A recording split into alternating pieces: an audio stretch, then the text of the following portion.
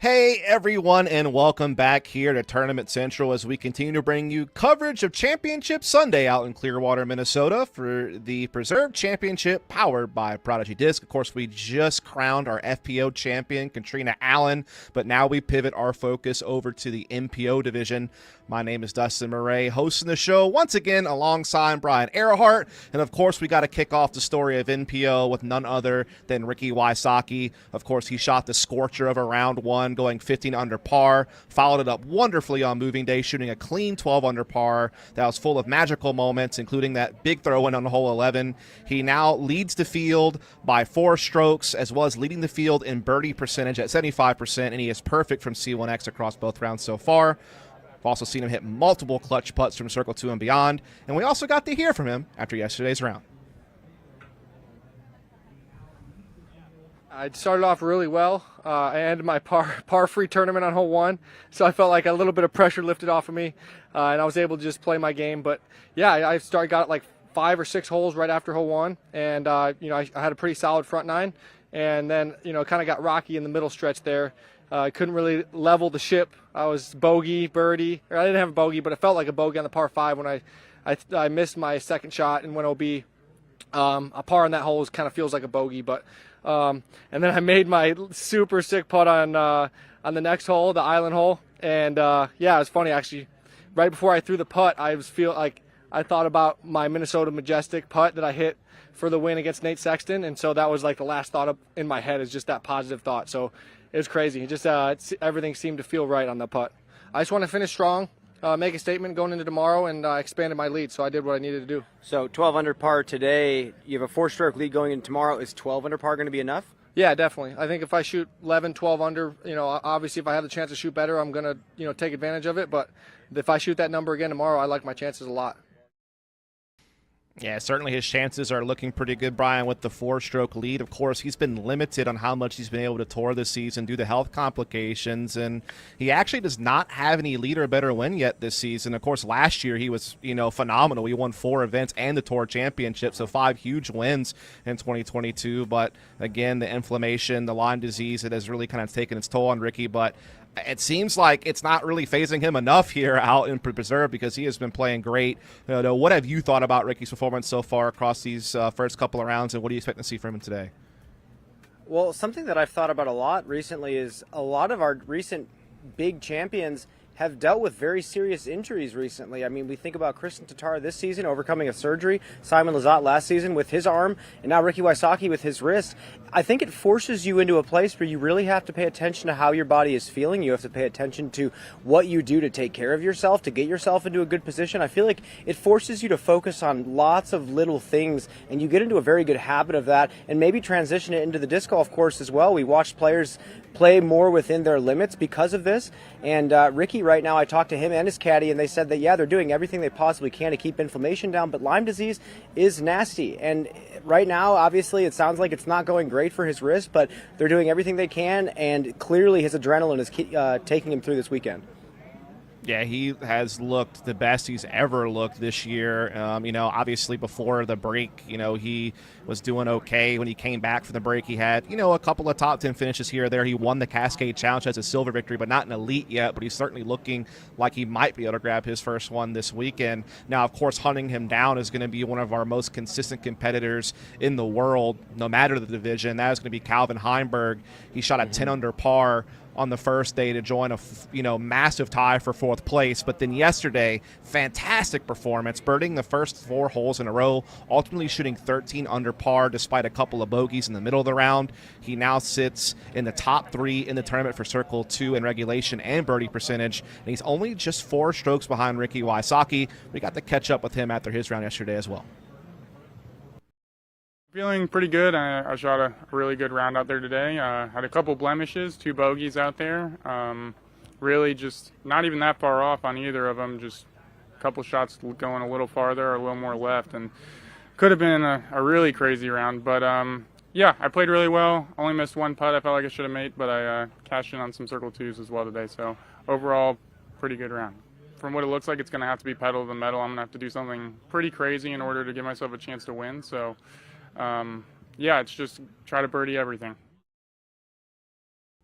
Well, he did have the bucket hat boost yesterday, Brian. It's something that Ricky made very famous last year, so maybe kind of taking one from his opponent as he goes into this, 4 strokes behind. Of course, he already has a couple of elite wins this season at Vegas and Jonesboro, as well as a silver event at Texas State, and, he has been clearly the number 1 player at MPO this year, and he is well clear of anyone in the standings. What is it going to take from Calvin today to hunt Wysocki down? He nailed it. I think he said he has to shoot something amazing, and I agree with that. Ricky is not going to back off today. I mean, it's not like he was dangling by a thread shooting that 15 and that 12 the past 2 rounds. He was playing very solid disc golf, making a lot of solid circles edge putts that you normally see him make. He's thrown the disc extremely well. He's giving himself a lot of opportunities to take birdies. It's not like one of those rounds where you're like, I don't know if he can replicate that, but this looks like the kind of number he's going to shoot yet again this final round. So Calvin has to shoot that 15, 16 under and hope that Ricky has kind of an average day on the disc golf course. Yeah, of course, Calvin is going to come into this final round, in a situation where he has finished in the top 10 or better in 12 of the 13 events he's attended on tour this year, 9 of which were podium finishes, and again, the 3 wins, of course. Right now, he is in a situation where he has been in the top 5 in almost every metric all season, so we know he can get it from everywhere, but he's going to have to, like you said, do something really magical to hunt down Wysocki, who just seems in fine form right now. Now, of course, Calvin Heimberg is not alone 4 strokes behind Ricky Wysocki. Calvin is in a tie with James Conrad, who is also at 23 under par. We will hear from him and discuss him a little bit further after the break.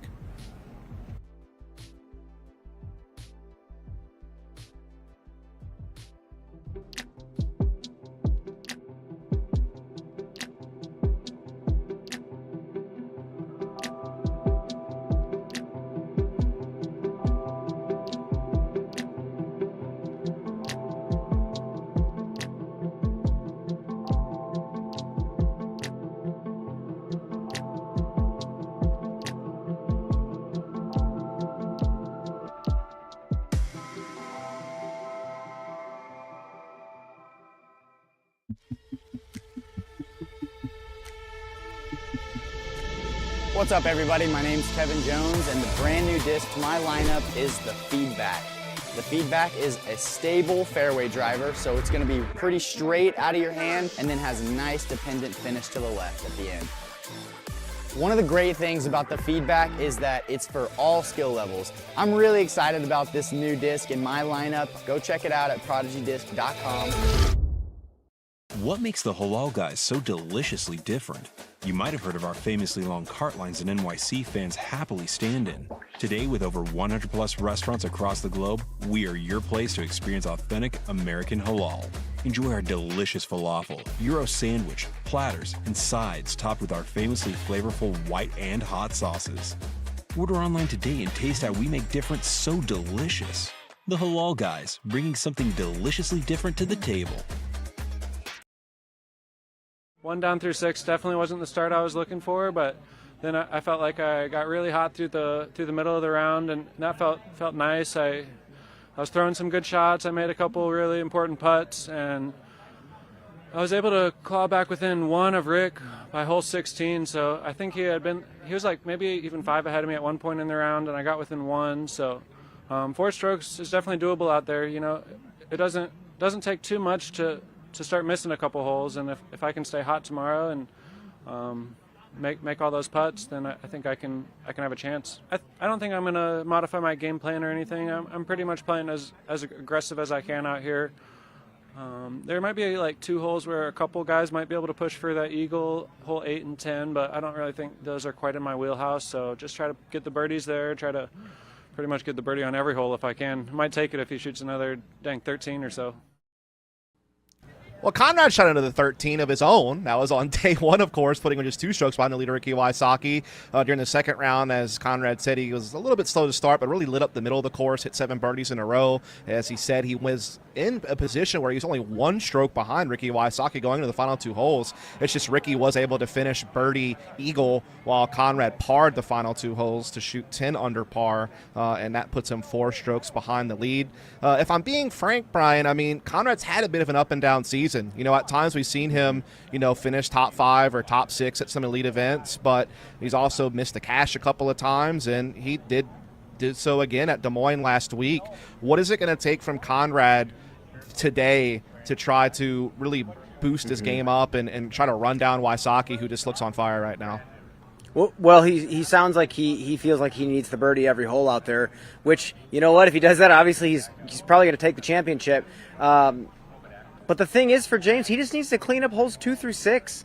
I mean, he has gone dry both of those stretches, both rounds. And the back nine is absolutely no problem for James Conrad. If he can just clean up 2 through 6, get a few more birdies on that stretch, he's going to absolutely be shooting that 13, 14, 15 under par, and at least give Ricky a run for his money and force him to have to play really well during today's round. Yeah, certainly Conrad has proven he's got the capabilities to score well out there, and he'll just have to do so again today to try to get himself in the running. But another player in the running is actually someone that you may not have expected. In fact, he was a player I had never really heard of until yesterday. That's, of course, Nicholas Gill. He's been a pro since 2015. He's got 26 career wins under his belt, but all of which are more local events in kind of the Michigan and Indiana area. But he's made a big splash out at the Preserve, and we did get to catch up with him yesterday after his brilliant performance. I stayed in the fairways and, made most of my Circle 1 putts and just loving being here. This is epic, and this is my first time actually out here, and actually only my 3rd round on the course. So I'm feeling it out, and so far so good. Staying in the fairway and keeping the bogeys down is what brought me here. I've been playing disc golf for a long time. Over probably 15 years as a PDGA member now, and now I'm finally trying to compete on this level, and it's an honor to be here. Yeah, and we'll talk about Gill a little bit here. Again, he's probably not a name you're going to be familiar with, but his best finish at any Disc Golf Pro Tour event was actually 19th at the Clash at the Canyons when it was a silver event. And then he did 54th at MCO, which was another silver event last year. But his only real elite finish, or at least the best he's been able to do, was 62nd at the 2020 GMC. So this would be just a crazy step up in performance at the Disc Golf Pro Tour level if he's able to keep up this pace. He enters today in 4th place at 21 under par. Brian, I know you did get to see a little bit of his game. Kind of share with me what your thoughts were watching him play. Someone who has played a lot of technical woods golf. I see very good nose angle control with the slower disc, with the putters in the mid-ranges. I also saw some pretty great distance out of him as well. We're playing 11,000-foot course out here. You don't need to have 600-plus feet of power, but he has plenty of distance to cut these par 4s and par 5s into chunks that he can score on. But really, I think there's a reason he's here. I think this is one of those courses where players like him who play regionally most of the time can score. And I think he can very easily do another 12 under par today. Yeah, again, a situation where he has yet to bogey this tournament, by the way, Brian. I mean, he shot a perfect 9 under par on day 1, stepped it up to 12 under par yesterday, is doing a great job, and I'll be, looking forward to see him out there on the course today. Of course, it's not only action taking place out here in Clearwater, Minnesota for MPO at the pro level. Of course, across the pond, we had the Swedish Open, and coming up, we're going to talk about a thrilling finish that took place between Paul Macbeth and Niklas Antila after the break.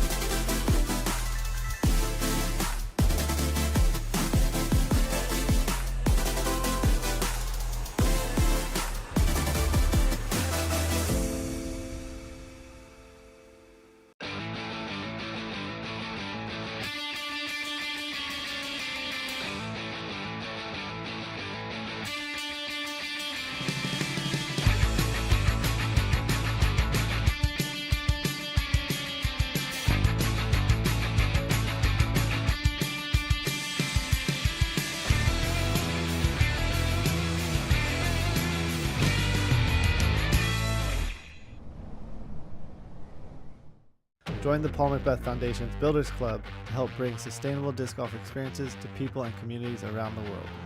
For a small monthly donation, you can help us make a real impact. Your donation will go directly to making a difference. By becoming a monthly subscriber, you'll also receive exclusive updates on our work, special offers, and discounts. So join us today and make a difference with the Paul Macbeth Foundation. Together we can make a big impact, one small donation at a time.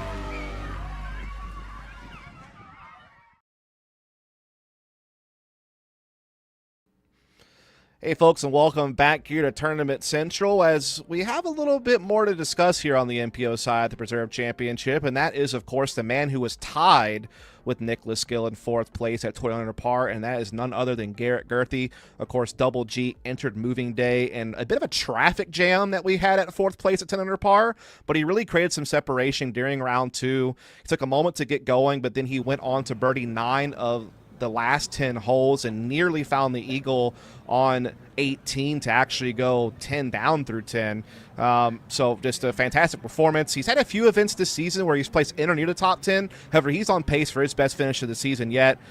Can you just talk to me a little bit, Brian, about what you've been seeing from Double G? Because it seems like we've been seeing just, I mean, obviously powerful throwing, but also crazy stuff like this. He was just fired up yesterday. It was so fun to watch him play so freely, so comfortable. I mean, he's been playing with guys like James Conrad, Ricky Wysocki for so long, and the three of them all together were just sharing intel about different lines that they were throwing, different scrambles, showing each other their lies. I mean, he was having a blast out there. And then towards that back stretch, he started firing himself up with some adrenaline, and a couple times he unleashed some enormous drives. Hole number 10, he threw well over 600 feet off the tee on an air shot after James Conrad tried jokingly selling him on the roller. It was just a great moment. The whole crowd loved it. And, I mean, it was just an absolute smash of a drive. He did it again on 18, and you could tell that he was feeling the adrenaline. I think he's going to carry it into today.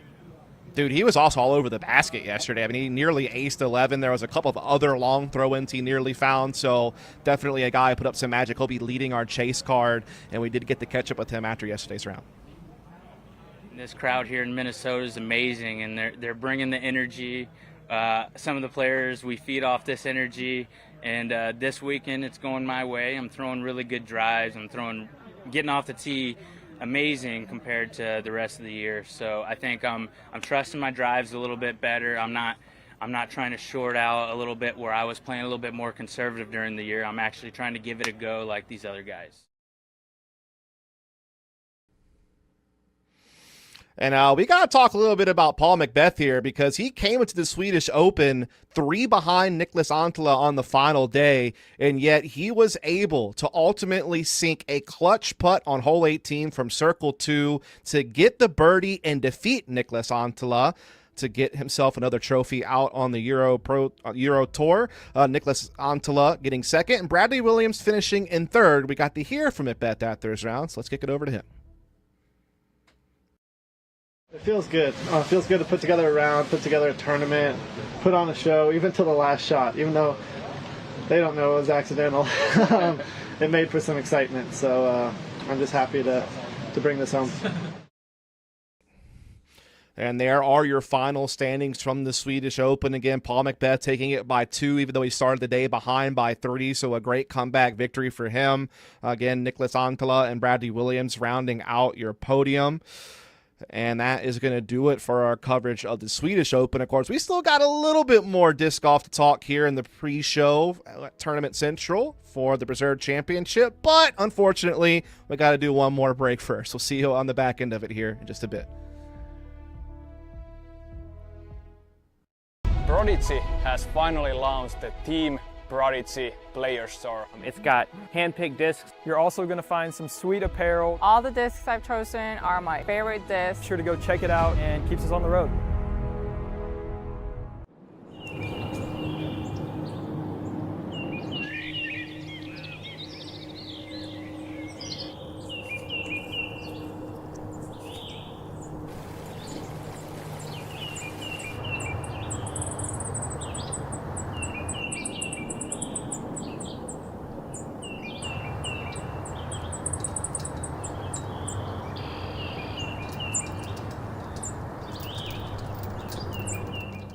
There's something about sand that reminds us of ourselves.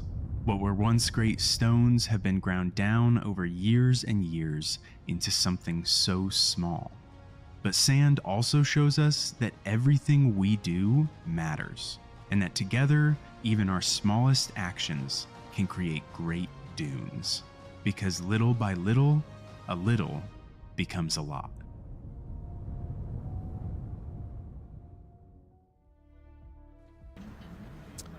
And we take a look at the scoreboard here as there is yet one more member of that tie for fourth out on the chase card that we have to discuss. And, of course, that's going to be James Proctor. Proctor, I mean, honestly, Brian, has been fantastic this season. You know, he's had a podium finish at the Open at Austin, top 5 finishes at Texas States in the Portland Open, several other top 10s to go along with it, including some 6th-place finishes in there. He's currently 5th in the point standings. Right now, he's at 21 under par in that tie for 4th after shooting 11 down yesterday. He's leading the field in fairway hits and is in the top 3 for birdie percentage and finding circle 2 in regulation. It's awesome to see Proctor finally get the tour full-time, Brian. It seems like he's taking full advantage of it. Yeah, I mean, if you're getting in circle 2 more than anybody, and him being a great circle 2 putter, I mean, that's obviously recipe for success. So for him this week, he needs to just take advantage of the position he put himself in the first 2 rounds. We've seen him get to these camera cards final round and kind of blend into the background halfway through, and I think this is his opportunity to seize the moment and finally get that experience performing extremely well on camera with the gallery and just showing everybody that he's capable of being a champion here on the Disc Golf Pro Tour. I think he has every skill necessary. It all comes down to execution. Yeah, we certainly look forward to him out there on the course today, as we did get to catch up with him as well after his round. The pace is pretty hot, so, you know, every time you mess up out here, you kind of feel like you're losing strokes. And I had a couple easy strokes that I'd like back, but, you know, I'm playing solid. I'm still in the mix. It's just going to take something special tomorrow. This course, if you miss a birdie hole or you take a bogey somewhere, the next hole is usually an attackable one. So I kind of just tried to wipe the slate clean after whatever happened and just try to get the next one. You know, it's my first full season on the road. I played the second half of last year, but it's just nice to kind of be able to develop a routine and a rhythm and, you know, playing almost every day as opposed to, you know, a couple years ago I'd play once a week or if that. So, you know, it feels good. I always knew I had what it took. I just I wanted to give myself the opportunity. And we do have some unfortunate breaking news that we need to discuss a little bit here, Brian. That is coming from Drew Gibson, who is going to shut down for the season.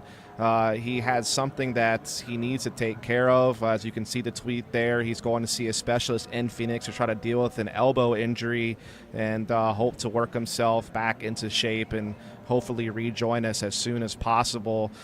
Just, you know, any immediate reactions to this, Brian? I mean, I know that you're someone, and I mean, really many players out there have gone through situations like this, Eagle most recently. Mm-hmm. You know, any thoughts out there for Drew?